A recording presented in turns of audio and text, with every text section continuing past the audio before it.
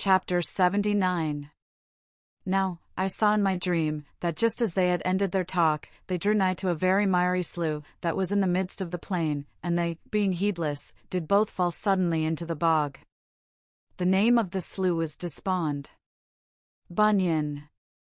When Rosamond was quiet, and Lydgate had left her, hoping that she might soon sleep under the effect of an anodyne, he went into the drawing-room to fetch a book which he had left there, meaning to spend the evening in his workroom, and he saw on the table Dorothea's letter addressed to him.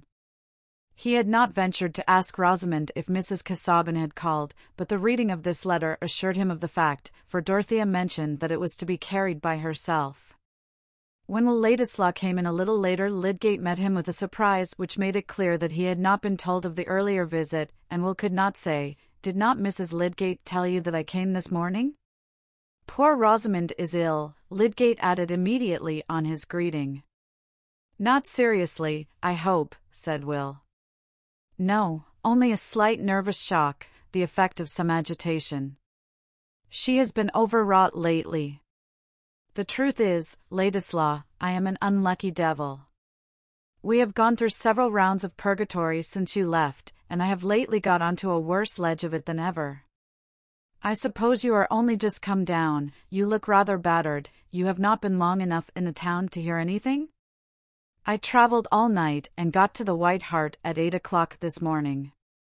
I have been shutting myself up and resting," said Will, feeling himself a sneak, but seeing no alternative to this evasion. And then he heard Lydgate's account of the troubles which Rosamond had already depicted to him in her way. She had not mentioned the fact of Will's name being connected with the public story, this detail not immediately affecting her, and he now heard it for the first time. "I thought it better to tell you that your name is mixed up with the disclosures," said Lydgate, who could understand better than most men how Ladislaw might be stung by the revelation. "You will be sure to hear it as soon as you turn out into the town. I suppose it is true that Raffles spoke to you?" "Yes," said Will, sardonically.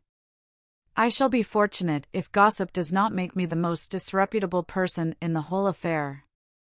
I should think the latest version must be that I plotted with Raffles to murder Bulstrode, and ran away from Middlemarch for the purpose.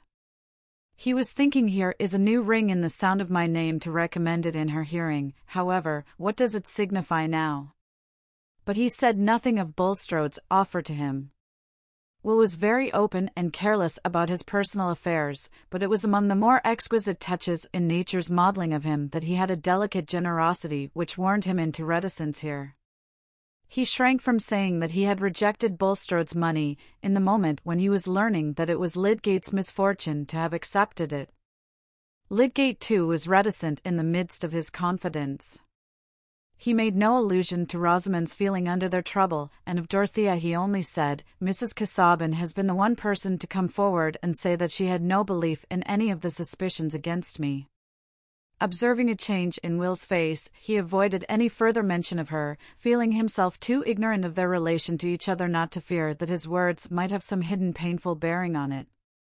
And it occurred to him that Dorothea was the real cause of the present visit to Middlemarch. The two men were pitying each other, but it was only Will who guessed the extent of his companion's trouble. When Lydgate spoke with desperate resignation of going to settle in London, and said with a faint smile, "We shall have you again, old fellow," Will felt inexpressibly mournful, and said nothing. Rosamond had that morning entreated him to urge this step on Lydgate, and it seemed to him as if he were beholding in a magic panorama a future where he himself was sliding into that pleasureless yielding to the small solicitations of circumstance, which is a commoner history of perdition than any single momentous bargain. We are on a perilous margin when we begin to look passively at our future selves, and see our own figures led with dull consent into insipid misdoing and shabby achievement. Poor Lydgate was inwardly groaning on that margin, and Will was arriving at it. It seemed to him this evening as if the cruelty of his outburst to Rosamond had made an obligation for him, and he dreaded the obligation, he dreaded Lydgate's unsuspecting goodwill, he dreaded his own distaste for his spoiled life, which would leave him in motiveless levity.